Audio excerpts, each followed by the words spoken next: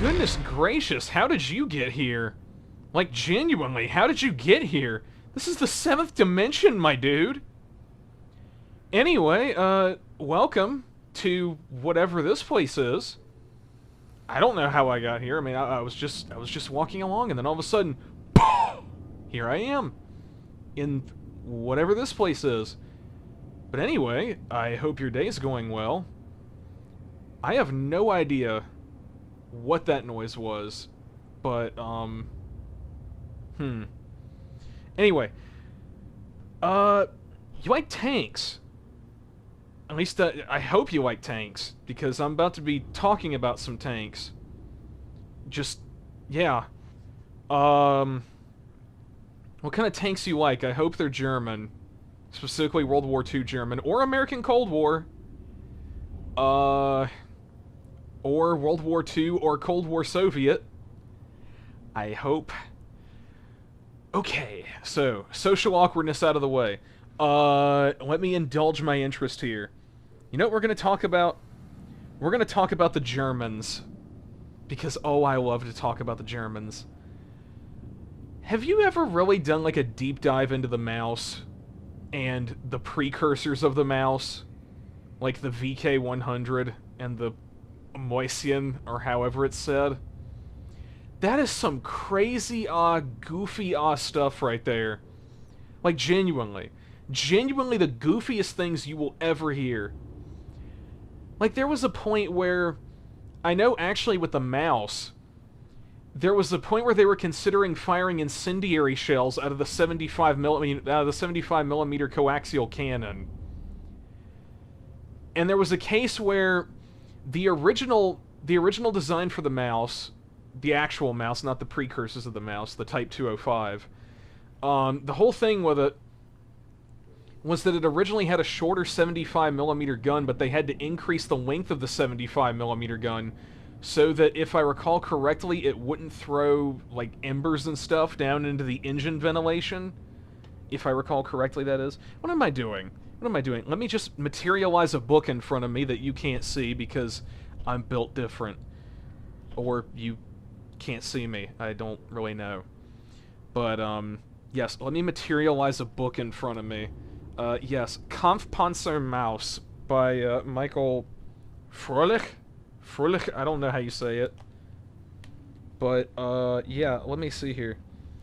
Not sponsored, by the way, but if somehow this video, or video, I'm so used to saying video, good grief. Well, if this does somehow end up in some kind of mysterious video, which I don't know how it would, if it ends up especially in one of those weird ASMR videos that people, like, sleep to, yeah, I'm not sponsored, but, I'd like to be. So please, Mr. Michael, please send me sponsorship, please. Okay, no, that's not the page I'm looking for. This is talking about new requirements delaying the project with just the Maus and the cacophony of stupidity that is the requirements constantly, and I mean constantly shifting. Let me see, comparison with tracks, good grief. Oh yeah, did you know that the Maus originally was also supposed to carry a 150mm gun instead of a 128? Yeah, that's a thing. Also, the certain Austrian painter man happened to be a real big fan of flamethrowers, specifically on the Maus, and he wanted 2 remote-controlled flamethrowers mounted on the back of the Maus that were supposed to be in this weird kind of bolt-on arrangement that was supposed to rely on the, like... I think it was supposed to use the fuel barrel on the back of the Maus, but then again, I'm not really sure. I know that on the actual... Is it mouses or mice? Do you call them mice or do you call them mouses? Well, either way, on the 2 prototypes, I know that the fuel barrel on the back was there for range extension, which, can't see that becoming a problem in the field. Oh yeah, Hans, we have to drive through the battlefield with the barrel of gasoline on the back of the Panzer. Yeah, I can't see that being a problem at all. Anyway, oh dear, oh gosh, I went on a tangent. I am so sorry. It's because I cannot find this page that I'm looking for. And again, you can't see the book because I don't know why. Maybe someone got lazy or something and the book just didn't render in. I don't know. Crud. Where is it? I have to find the information regarding that darn cannon. Oh! Oh, okay, well, here's something that I just happened to stumble across. Let's see. Also, let's see, who was desiring this comparison? Ah, the painter, the funny painter man. Don't mind that noise. The funny painter man, let's see, yes, he was requiring a comparison between the 150mm gun, the 127mm naval gun, the 128mm anti-aircraft gun, and a 128mm gun with a longer barrel. This was in 1943. One shudders to think what the funny... You know what? We're just gonna say Hitler. Hitler! The funny... One shudders to think what Hitler meant by a longer barrel. Oh my. Because, I don't know if you're aware of this, but there was a program initiated in 1944, I believe, late 44, which saw the development of a 75mm KWK L100, as well as an 88mm PAC L130, which is absolutely mental. Which, by the way, the PAC L130 was supposed to have a 3-piece gun barrel. Like, how is that even supposed to support its own weight? Good grief, man. Oh no, I went on a tangent. Let's see. Tiger Maus, you know, the funny vehicle that Krupp had designed, and then the Alder firm was like, that's an interesting design that you happen to have laying around. Let me just grab that real quick and definitely not copy it, almost 1-to-1. Oh dear, tangent again. Let's see. Design was to be Porsche's responsibility, no duh. Let's see, okay, where is it? Oh, my goodness. Oh yeah, I almost forgot. The 128mm gun of the Maus was supposed to be able to fire sabot rounds. So that's kind of interesting. A 128mm/105mm sabot round. Which, by the way, those shells were at the Aberdeen Proving Grounds at one point. We actually captured some of those test shells. But who knows what we ever did with them. Probably got rid of them because we're stupid. Anyway, also to be examined, this is the direct quote here, also to be examined was whether it made sense to lengthen the barrel from L61 to L70 when production of the 128mm gun resumed. Excuse me, what? What do you mean an L70 128mm gun? Also, I didn't even see this. A solid core 128mm/88mm sabot round. What is that, some kind of hypervelocity projectile? Good grief, man! And another 128mm gun using hollow charges. Good grief and alas! Also, let's see here. What does this say here? In January 1943, to inspect a full-scale wooden model of the Maus and discuss how to proceed to avoid unnecessarily weakening the 200mm Glacis armor, there was to be a new opening for the MG42. Oh, okay. So, according to this, I guess the Moisian... I am so sorry, Germany. The Moisian apparently was supposed to have an MG42, not an MG34. Oh my goodness. Let's see here. New requirements to weigh the... Ah, yeah, the Flamethrower! Back to the Flamethrower, because I just cannot help but... I think the Flamethrower is very funny. In Berlin, on February 2nd, 1943, Professor Porsche, yes, Professor Porsche, learned from Oberst Haenel of the Army Ordnance Office that in addition to the guns, the tank was going to have to accommodate a flamethrower with 1,000 liters of fluid. I beg your pardon. Professor Porsche could scarcely imagine that a tank with an enormous long-range gun should carry such a weapon. Who would have thunk it that Porsche was actually thinking, huh, that might be a little bit too much? Professor Porsche categorically rejected this demand. Wow. Let's see here. Interestingly, Krupp had offered the Koba Company on January 2nd, or January 22nd, 1943, to inquire about a flamethrower with a firing range of 150 to 200 meters. The company ordered a 22mm flamethrower with a range of 100 meters. Wow. And a volume of fire of 33 liters per second, or for those of you, thankfully, this book has incorporated freedom units, 8.5 or 8.7 gallons per second, and also a 14mm flamethrower with a range of 50 meters, and a volume of fire of 7 to 8 liters per second, or about 2 gallons a second. The requested firing range of 50 to 60 meters could not be achieved. Wow. Good grief. That you know, if you research German vehicles long enough, you'll begin to notice that this is a trend where they'll get to a point where they'll be like, oh yes, here's the requirements. Let's lower that. Let's lower those requirements. Those might be a little bit too lofty. And yet still the companies couldn't meet those demands. Let's see. The planned production startup was further delayed, and the weight of the tank was already at 179 tons. Oh my goodness. Also, I apologize for that appalling noise that I have made. Good grief. Let's see. Something. Oh my! Apparently, Skoda was involved with some of this here chicanery. Suspension shenanigans. More suspension shenanigans.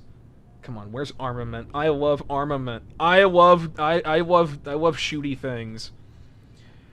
Yes. The 20mm MG-151/20 anti-aircraft gun mounted in the roof of the Maus. You know, to shoot down planes. Duh. Let's see. The possibility of anti-aircraft defense was also looked into, either directly on the tank or in the form of a special anti-aircraft tank with 37mm anti-aircraft guns, like the later Flakpanzer Kolien. The supply of 128mm ammunition was to be increased from 50 to 80 rounds. There were no doubt that this would be achieved at the cost of reducing the 75mm ammunition from 200 to 100 rounds.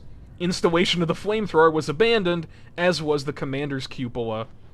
Yes, that's right, at one point the Maus was supposed to have a cupola. The same day, Krupp was informed that the openings in the rear of the hull were to be closed. I wonder if that's why... you can actually see in some pictures of the Maus, it looks like there's almost like an area that's been closed up on the rear of the hull. I wonder if that's why. I mean, that'd be kind of... What on earth was that vibration? Anyway, let's see. Targeting was done through the means of a separate telescopic sight with the 20mm gun in the roof, which, by the way, that gun is not able to move horizontally. It can only move vertically. Because, you know, airplanes will only ever fly directly into the path of the AA gun. They will never ever steer off course. Why would they ever do such a thing? I mean, good grief. Have you ever wondered why we call oranges oranges, but we don't call bananas yellows? Or have you ever thought about, like, I don't know, what it was like being the first guy to convince people to use toilet paper? Did he have to give a live demonstration to convince people? Did I go on a tangent? I went on a tangent, didn't I? Oh my. Let's see. Gunnery trials. Ooh. Ooh, I love the gunnery trials. Let's see. The Army's first target in the experiment was shooting armor plates because, of course.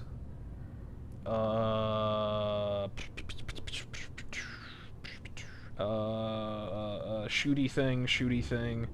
Shooty, shooty, bang, bang. You know what? Let me think of something else to discuss here. Like, can we discuss the fact that in the 1950s, the US military was like, oh crud, oh no, the bear is rising. The Soviets are literally going to invade the world. Quick, develop a bunch of projects that we will ultimately get almost to the point of completion, but then abandon at the last second. I especially am pointing to the fact that we developed so many different light tanks and then abandoned all of them. I weep for you, T-92 light tank. You deserved better. There's also the other things, like, just the Cold War in general.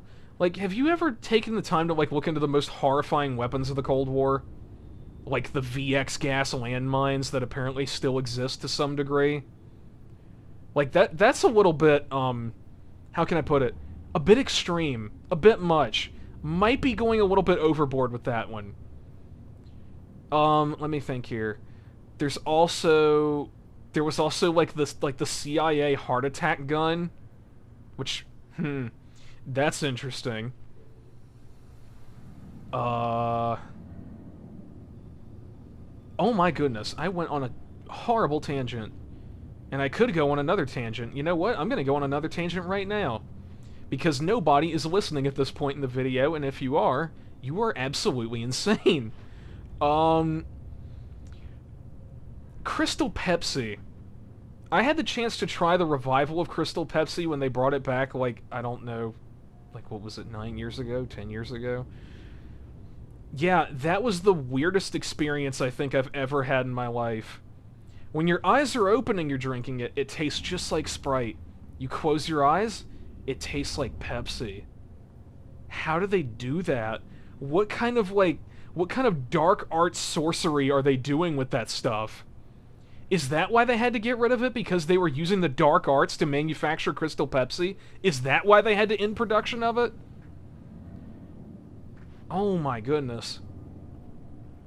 Also, by the way, I am still in the year 2026, I am still absolutely livid about the fact that the orange sweet tart doesn't exist anymore and hasn't existed for over 10 years.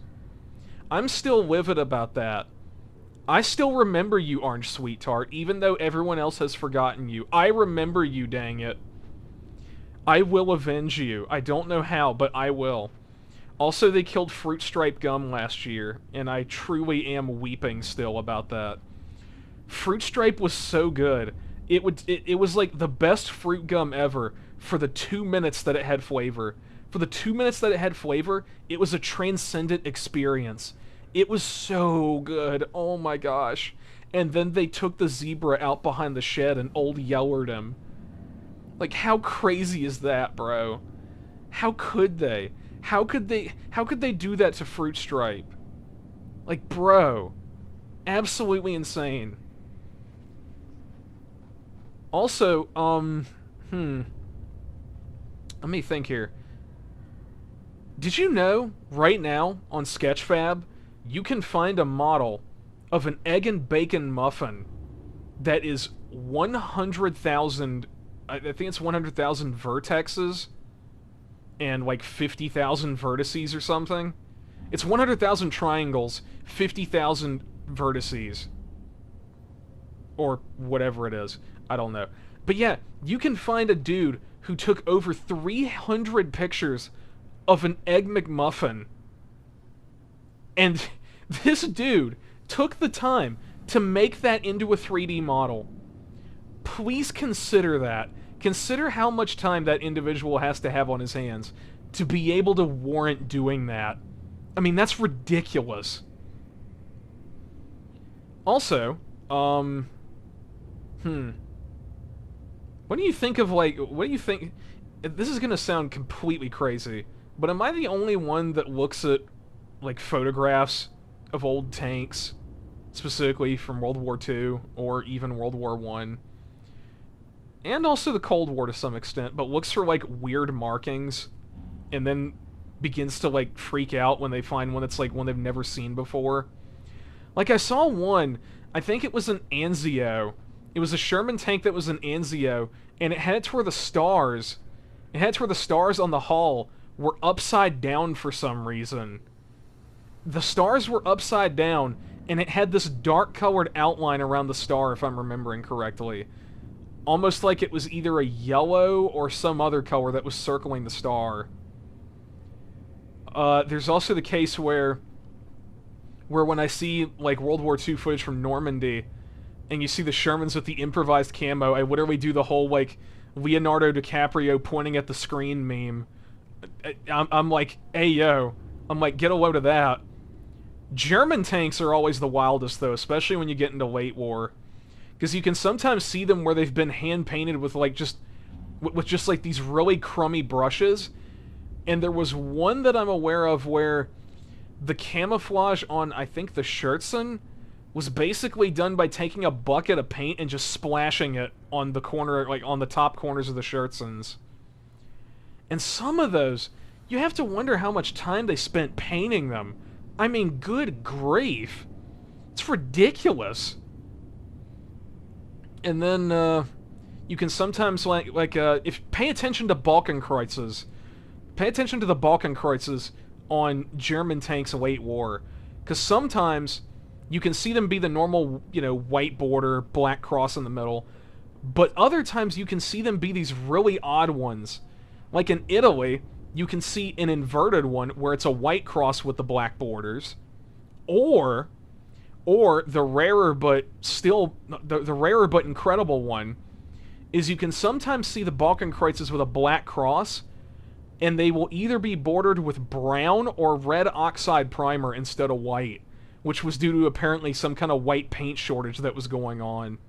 Because white paint was harder to manufacture due to a certain air force of a certain nation happening to, I don't know, engage in a little bit of tomfoolery by completely reducing Germany's war industry to the Stone Age. What's another thing? Sometimes you can see weird things with the uniforms, too. Like, sometimes you can... Like, a common thing you can see with a lot of German soldiers, especially SS men in the late war, is a lot of times they're wearing Italian camouflage. Which it's like, dang.